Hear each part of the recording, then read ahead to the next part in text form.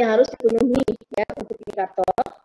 Yang pertama, indikator itu harus berubah warna pada saat titran tepat ekivalen dengan titrat. Ya, jadi ini dia harus berubah warna pada saat titran ekivalen dengan titrat. Artinya titik ekivalennya sama dengan titik akhir. Nah, untuk mencapai itu, Anda harus punya data trayek indikator. Trayek indikator itu harus mencakup pH pada titik ekivalen. Jadi trayek indikator mencakup pH pada titik ekivalen. Jadi caranya, gimana supaya titik akhir sama dengan titik ekivalen? Ya, carilah trayek pH yang mencakup titik ekivalen. Ini syarat yang pertama. Syarat yang kedua, indikator itu harus berubah warna secara jelas. Ya, berubah warna secara jelas.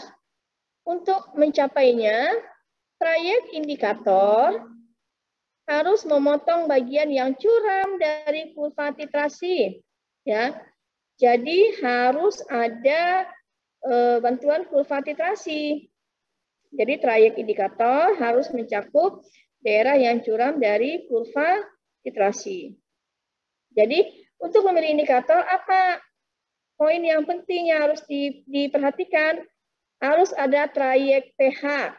Trayek pH yang mana? Yang ini. Nah, ini Anda harus punya ini. Trayek pH ini harus dicatat ya, kalau nggak di screenshot saja. Ini SM dari 3 sampai 4, MM 4 sampai 6, BTB 6 sampai 7, PP 8 sampai 10. Nih, ini pertama harus ada trayek pH. Kita milih indikator.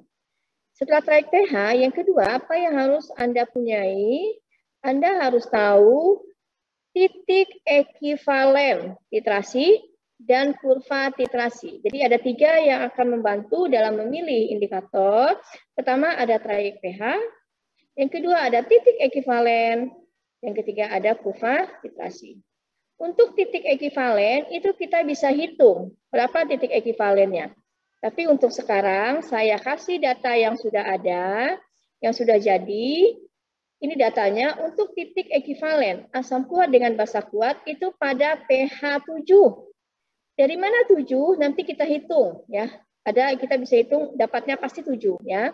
Untuk sekarang terima saja yang sudah jadi, yang sudah matang tinggal digunakan artinya ya, tinggal digunakan. Cara ngolahnya nanti saya ajarkan.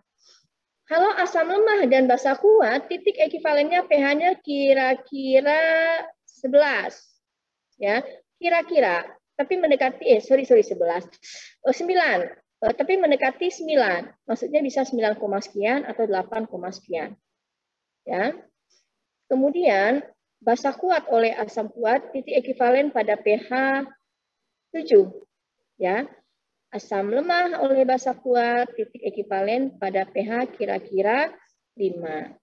Nah, ini data yang harus Anda punyai, harus Anda ingat ya, titik ekivalen masing-masing titrasi, tapi data ini bisa kita hitung angka pastinya berapa. Oke, nah yang ketiga, Anda butuh kurva titrasi. Nah, ini aja, kurva titrasi. Oke, kurva titrasi itu menghubungkan antara sumbu X-nya itu adalah volume titran, sumbu Y adalah pH. Setiap titran yang Anda tambahkan itu akan menyebabkan terjadi perubahan pH. Itulah prinsip titrasi asam basa. Selama proses titrasi akan terjadi perubahan pH. Sekarang saya ambil contoh titrasi asam kuat oleh basa kuat. Ya. Titrasi asam kuat basa kuat, ini saya gedein dulu gambarnya ya. Oke, udah gede ya. Asam kuat oleh basa kuat. Berarti yang diburetnya itu adalah NaOH. Ya. Sumbu X-nya itu volume NaOH ya, volume basa. Sumbu Y-nya pH.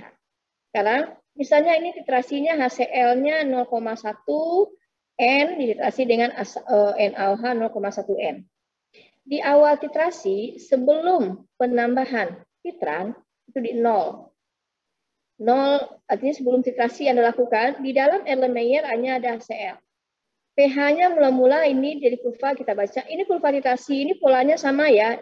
Dari buku apa saja Anda lihat, ini pola titrasi ini sama seperti ini ya.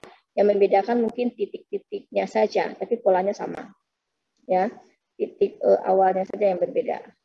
Oke, ini kita lihat sebelum titrasi itu pH larutan 1. Ini yang A saya ambil ya, A itu yang 0,1 ya, ini A ini 0,1, berarti pH-nya 1, HCl pH-nya 1. Oke. Anda perhatikan, begitu Anda tambahkan NaOH ke dalam HCl, pH-nya pasti naik ya, karena Anda tambahkan basa. Jadi pH-nya naik jadi 1 ke 1, berapa? 1, dikit ya. Paling 1,1 ya, 1,2. Saya tambahin volumenya sampai 40 mili. 40 mili volumenya naik menjadi berapa di sini? 1,5 paling ya. Oke. Kemudian saya tambahin dari buret 60 mili. Saya tambahin 80, jadi Anda perhatikan awalnya 0, pH-nya 1, tapi volume dari buret saya tambahkan 80 mili, pH-nya naik jadi 2. 80 mili itu 2 buret loh, banyak volumenya. pH-nya naik hanya dari 1 ke 2, hanya 1 poin. Sekarang coba perhatikan menjelang 100, saya ambil 99, jadi bukan 100-nya. Nih, kalau 100 kan 3 ya, saya ambil 99 di sini. 99 aja titiknya. 99 dari 0 ke 99 mili itu pH-nya naik dari 1 ke 3. Jadi pH-nya naik hanya 2 poin. Dari 1 ke 3 pada saat padahal NaOH yang saya tambahkan sudah 99 mili ya, 99 mili. Oke, 99 mili ya. Nih, 99. Tetapi pada saat dari 99 mili ke 100, hanya 1 mili kan, 99 ini sekitar 3, ke 100 naik pH-nya menjadi 11. Ya, dari hanya kenaikan 1 mili, dari 199 ke 100, hanya 1 mili penambahannya, tapi pH-nya naik dari 3 sampai 11. Kalau ini penambahannya dari 0 sampai 99 mili, ya 99 mili penambahannya, naiknya hanya dari 1 ke 2. Makanya pada penambahan sedikit volume, pH-nya naik secara drastis, makanya yang garis lurus ini disebut dengan daerah yang curam dari kurva titrasi. Ini, garis yang ini. Daerah yang curam, di mana dengan sedikit penambahan volume, pH naik secara drastis. Dan ini terjadi menjelang titik akhir. Ya, ini yang disebut dengan daerah yang curam. Nah, ini mana tadi nih yang nomor 2 nih. Daerah yang curam dari kurva titrasi. Ini daerah yang curam dari kurva titrasi. Oke, nah ini. Ya. Nah, sekarang kita mau memilih indikator. Yang pertama Anda harus tahu trayeknya, yang kedua titik ekivalen, yang ketiga kurva. Sekarang kita lihat yang pertama tadi. Titik ekivalen harus mendekati titik akhir. Titik ekivalen harus mendekati titik akhir. Mana titik ekivalen asam kuat basa kuat itu pada pH berapa? 7. Ya kan? 7 kan tadi? 7 kan nih? 7. Sekarang mana trayek indikator yang pH-nya masuk di 7?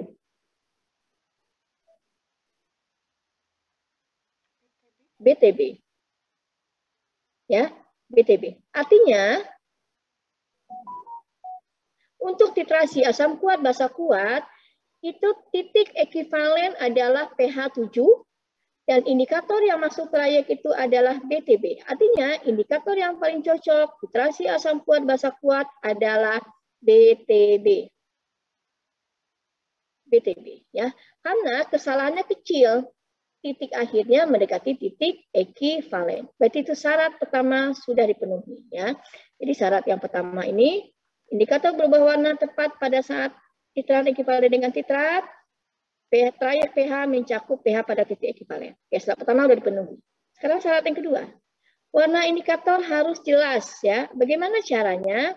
Trayek indikator harus memotong bagian yang curam dari kurva titrasi. Karena ini kurva titrasi, ada trayek indikator sekarang SM. SM di sini JM ya. SJM, SM. SM itu 3 sampai 4. Sekarang saya tarik garis 3 ke kanan terus saya tarik garis 4 ke kanan terus. Pertanyaan saya, begitu saya tarik pH 3 dan 4 ke kanan, apakah garis ini memotong daerah yang curam dari kurva titrasi? Ya atau tidak? Saya bisa jawab. Apakah dia memotong kurva titrasi kalau saya tarik garis 3 dan 4 ke kanan? Potong, Bu. Memotong ya, berarti ia memotong, berarti ini memotong. Sekarang, MM, saya tarik 4 sampai 6, dia memotong daerah yang curam, ini dipotong sama dia. Ya. Ini MM, sekarang saya tarik BTB 6 sampai 7,6 ya, ini BTB, PP 8 sampai 10, ini PP. Ya, artinya semua indikator ini trayeknya memotong daerah yang curam. Kalau dia memotong, artinya semua indikator ini, kalau saya gunakan dalam titrasi ini, warna titik akhirnya jelas bisa diamati. Jadi warnanya bisa teramati dengan jelas. Keempat ini, artinya keempat ini boleh digunakan sebagai indikator karena titik akhirnya jelas warnanya. Tetapi yang paling bagus itu adalah BTB. Ya, yang paling bagus BTB karena titik ekivalennya mendekati titik akhir. Kalau Anda gunakan yang lain untuk kuantitatif itu kesalahannya besar. Kenapa besar? Karena titik ekivalennya tidak mencakup di titik akhir. Misalnya saya ambil SM dari 3 sampai 4. Begitu pH-nya 4, Anda berhenti titik ekivalen. Sementara titik ekivalen harus capai pada pH 7. Artinya sangat jauh. Ya. Artinya kesalahannya besar. Ya. MM juga, kesalahannya besar. Kalau PP, nah, waktu Anda HCl dengan NaOH, Anda titrasi waktu DKL. Anda pakai indikator PP. Ya. Titik akhir Anda, jelas nggak warnanya? Jelas, ya, jelas. Nah, Anda boleh menggunakan PP, menggunakan titrasi asam kuat basa kuat, titik akhir Anda jelas, tetapi hanya untuk kepentingan kualitatif. Anda nggak menghitung kadar kan ya? Enggak kan? Kalau Anda menghitung kadar, Anda pakai indikator PP, itu kesalahan Anda besar. Tapi hanya untuk mengamati titik akhir, itu boleh. Karena titik akhirnya jelas. Untuk kualitatif, boleh.